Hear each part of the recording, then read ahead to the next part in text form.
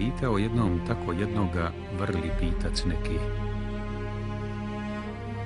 A kto je ta? Šta je ta da prostiš? Gdje li je ta? Odakle je, kuda je ta Bosna, rekti? A zapitani odgovor njemu hitan tad tade. Bosna da prostiš jedna zemlja i mlade. I Bosna i Bosa da prostiš. I hladna i gladna. I k tomu još da prostiš prkosna od sna.